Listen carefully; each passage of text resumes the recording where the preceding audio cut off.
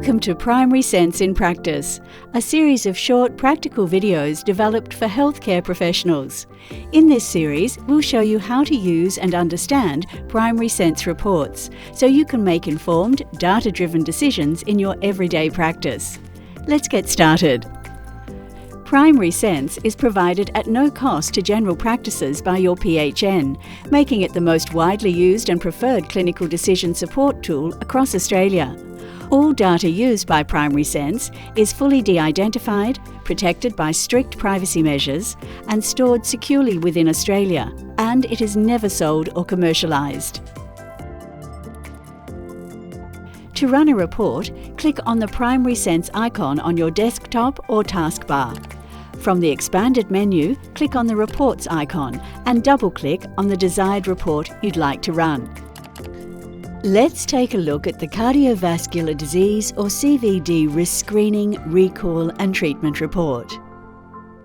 The CVD Risk Screening, Recall and Treatment Report has been developed as part of a Queensland statewide initiative called PHASES, or Preventing Heart Attacks and Stroke Events Through Surveillance.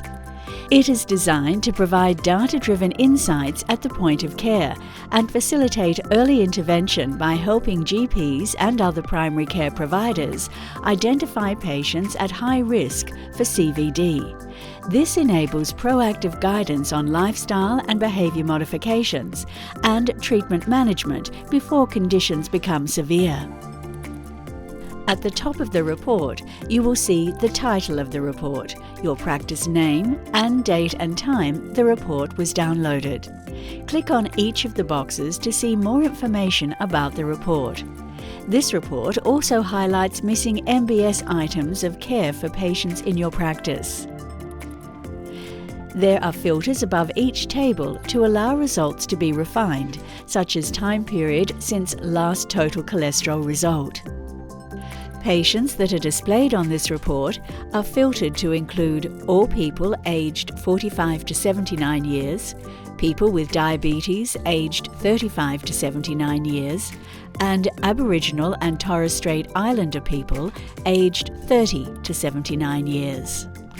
To support general practice target CVD prevention efforts, tables are categorised into patients at intermediate and high risk of a CVD event according to 2023 Australian CVD Risk Tool and/or 2012 Framingham Base Tool and not on guideline recommended therapy, patients with prior CVD not on guideline recommended therapy, patients at high CVD risk on guideline recommended therapy but not meeting treatment targets, patients with prior CVD on guideline recommended therapy but not meeting treatment targets, and patients likely to be at high CVD risk who have insufficient risk factors to enable risk score measurement, including those not recorded or out of date.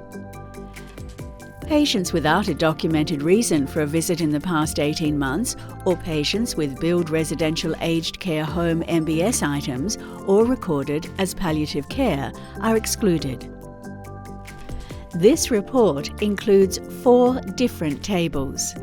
Table 1 displays intermediate and high CVD risk patients without prior CVD, not on guideline therapy, including automatic high CVD risk.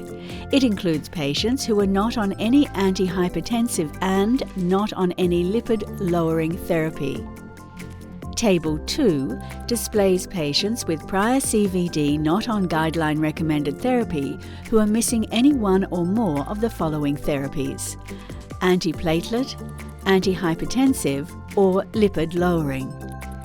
Table 3 displays patients at high CVD risk or with existing CVD on guideline recommended therapy but have not met treatment targets, including patients on guideline recommended therapy with an active prescription within past 18 months, and who meet at least one of the following not at target criteria: on lipid-lowering therapy and LDL greater than or equal to 1.8 millimoles per litre if there is no prior CVD, or greater than or equal to 1.4 millimoles per litre if there is prior CVD. or on antihypertensive therapy and systolic blood pressure greater than or equal to 140.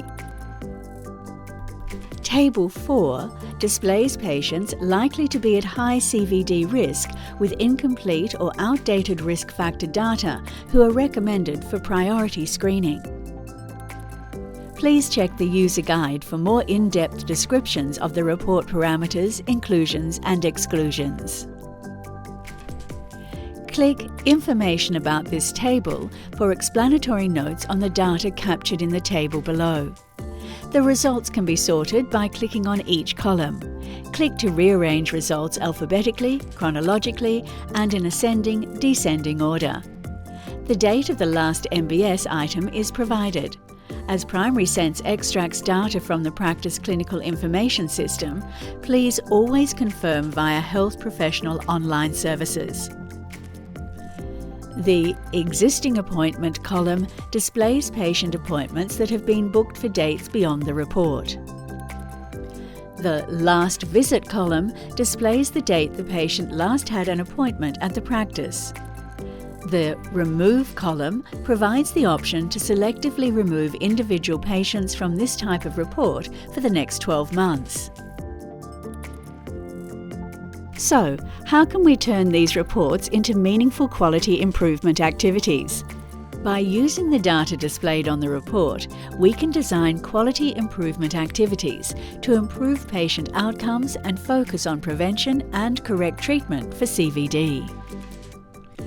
Some quality improvement activity suggestions include identifying patients at risk of developing CVD not currently on appropriate pharmacological therapy and target these patients for recall and heart health assessment. Identifying patients with a history of CVD but not on appropriate management and inviting them to the practice for assessment. Identifying patients with a high CVD risk who are on treatment but may require further assessment of their management plan, for example, referral to lifestyle coaching or a dietitian. And identifying patients who are possible CVD candidates for screening and invite them for a health check and to obtain missing risk factor data. Let's look at an example of a practice wanting to help patients who appear in the first table of the report. These patients are at intermediate and high risk of CVD within the next 5 years. This review is aimed at educating them on why it is important to take medication to help manage the risk. We will use the National Quality Improvement Template adapted from NINCO to discuss this example of focused QI activity. The model for improvement is divided into 2 parts, the thinking part and the doing part. In this video, we will cover the thinking part of the PDSA cycle, which includes 3 fundamental questions to consider before moving on to the doing part. The first question to ask is, what are we trying to accomplish? Or what's the aim? Answering this question helps in developing a SMART goal for improvement. For example, over the next 6 months, our practice would like to increase the number of patients who have had a heart health assessment from 50% to 75%. The second question to ask is, how will we know that a change is an improvement? Or how do we measure it? For example, utilising Primary Sense CVD Risk Screening Recall and Treatment Report will reflect the change by the number of patients in Table Number 1 decreasing from 50 to 12. The third and final question in the thinking part is, what changes could we make that will result in improvement? Or what are the change ideas? Some ideas for this focused QI activity could be downloading the patients from Table 1 into an Excel or CSV file by clicking the Export to Excel or Export to CSV tabs. Communicate with the practice team regarding a process for recalling these patients for specific reviews, which could involve a standard GP appointment or even a heart health check, MBS item 699, assuming the patient meets Medicare criteria. Implement a process to contact these patients to invite them for review.